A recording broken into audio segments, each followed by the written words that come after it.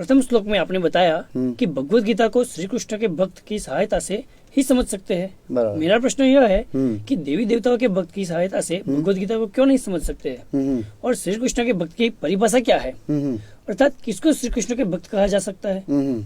आपके दो प्रश्न हुए।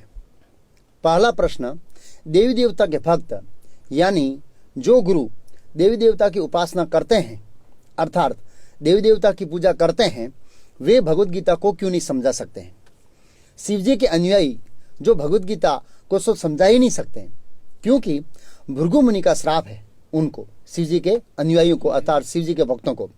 श्रीमद् भागवतम के चौथे स्कंद में कथा आती है कि भृगु मुनि ने शिव जी के भक्तों को श्राप दिया, यानी शिव जी के उपासकों को श्राप दिया कि वे आध्यात्मिक ज्ञान को समझ नहीं पाएंगे। अगर वो खुद समझ नहीं पाएंगे तो वे दूसरों को कैसे समझा पाएंगे।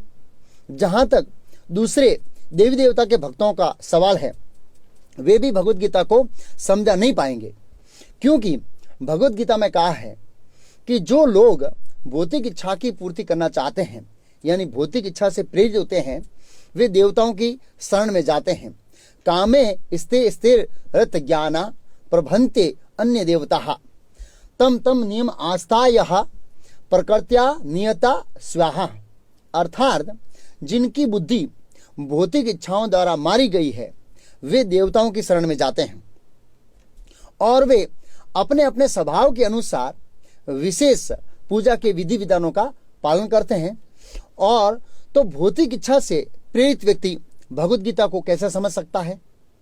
देवी देवता भी प्रकृति के 3 गुणों के अधीन रहते हैं, यानी उनके ऊपर 3 गुणों का प्रभाव रहता है, तो उनके भक्त भी प्रकृति के 3 गुण के अधीन रहता है, स्वाभाविक है। लेकिन ये जो भगवत गीता है और भगवत गीता का ज्ञान है, वो प्रकृति के 3 गुणों से क्या है, परे है, अर्थात उसको दिव्य ज्ञान कहते हैं। भगवान कृष्ण के भक्त भगवान कृष्ण को पूर्ण रूप से जानते हैं, इसलिए वे समझा सकते हैं भगवत गीता को। अगर आप किसी व्यक्ति के बारे में कुछ जानते ही नहीं तो उसके बारे में आप कैसे समझाएंगे, क्या समझाएंगे। जैसे कोई व्यक्ति दांत का डॉक्टर है तो वो आर्किटेक्ट के बारे में नहीं पढ़ा सकता, क्योंकि उसको आर्किटेक्ट के बारे में ज्ञान नहीं है, उसने प्रमाणिक सत्ता से ज्ञान नहीं लिया है, तो कैसे समझाएगा। और भगवान श्री कृष्ण ने भगवत गीता के 4थे अध्याय के 3रे श्लोक में कहा है, सह एवायम मया तीयग योग प्रोक्त पुरातनः भक्तो असीमाशयका चेति रहस्य हेति उत्ततम।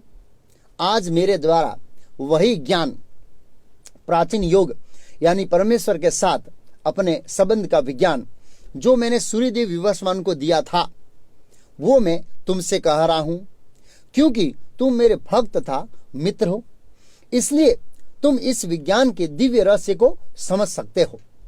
इस श्लोक में स्पष्ट कहा है, भक्तो असी में सका चेति रहस्य हेति उत्तम।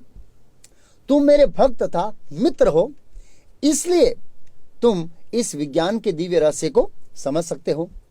इस श्लोक के अनुसार कृष्ण के भक्त ही भगवत गीता को समझा सकते हैं और दूसरों को समझा सकते हैं। मीन्स वो खुद समझ सकते हैं और दूसरों को समझा सकते हैं।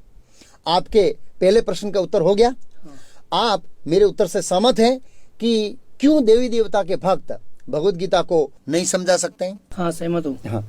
आपका दूसरा प्रश्न था कि भगवान श्री कृष्ण के भक्त की परिभाषा क्या है, अर्थात कैसे हम कृष्ण के भक्त को पहचान सकते हैं। हाँ। बराबर है ना। हाँ। कृष्ण भक्त यानी वैष्णव होता है, जो कृष्ण के भक्त होते हैं उसको वैष्णव कहते हैं। पद्म पुराण के अंदर वैष्णव की परिभाषा बताई है, ग्रहित विष्णु दीक्षा को विष्णु पूजा परो नरः वैष्णवो अभिहितो अभिज्ञेर इत्रो अस्मात् वैष्णवः। गृहीत विष्णु दीक्षा को अर्थात जो विष्णु मंत्र में दीक्षित है, जिसने विष्णु मंत्र की दीक्षा ली है, यानी विष्णु मंत्र का जाप करता है, और यह विष्णु मंत्र 4 संप्रदाय में से होना चाहिए। आगे इस श्लोक में कहा है, विष्णु पूजा परो नरः, यानी जो भगवान विष्णु को परम सत्य मानकर सर्वोपरि मानकर उनकी पूजा में परायण रहता है, वैष्णवो अभिहितो, उसको शास्त्र पारदर्शी व्यक्तियों के द्वारा वैष्णव कहे जाते हैं। अभिज्ञरित्रो अस्माद वैष्णव, अर्थात इनके अतिरिक्त सभी अवैष्णव है। पद्म पुराण में शिव जी ने माता पार्वती जी को वैष्णव की वेशभूषा का वर्णन किया है कि वैष्णव ऐसा तिलक धारण करता है, गले में कंठी माला धारण करता है, चोटी रखता है यानी सिक्का रखता है, हमेशा भगवान के नाम का जप करता है। तो इन लक्षणों और इस श्लोक के अनुसार जो जीवन यापन करता है वो सच्चा कृष्ण भक्त यानी वैष्णव है। इस श्लोक में मैं विष्णु का नाम है, कृष्ण का नाम नहीं है। मैंने आपसे कृष्ण भक्त की परिभाषा के बारे में पूछा था। हाँ, बहुत अच्छा प्रश्न है आपका।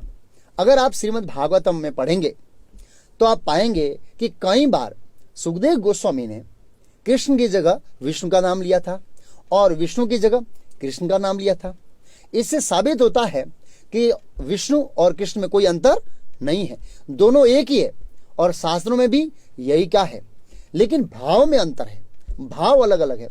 श्रील प्रभुपाद इस्कॉन के संस्थापक आचार्य ये हमेशा उदाहरण देते थे कि भगवान कृष्ण का जो विष्णु रूप है वो ऑफिशियल रूप है और कृष्ण रूप है वो घर का रूप है। जैसे पुलिस कमिश्नर जब वो घर में रहता है तो बच्चे उसके कहते हैं पिताजी घोड़े बन जाओ, टिक टिक घोड़ा टिक टिक, और बच्चे कंधे पर चढ़ जाता है। लेकिन वही कमिश्नर ऑफिस में जाता है तो लोग उसको क्या करते हैं, सलाम मारते हैं और वहां पर कमिश्नर क्या करता है, गंभीर रहता है। यही विष्णु और कृष्ण का अंतर है। अगर आप श्रीमद् भागवतम पढ़ेंगे तो आपको ये प्रश्न स्पष्ट हो जाएगा कि विष्णु और कृष्ण में भाव का अंतर है और कोई अंतर नहीं है। आपके 2 प्रश्न क्लियर हो गए। हाँ।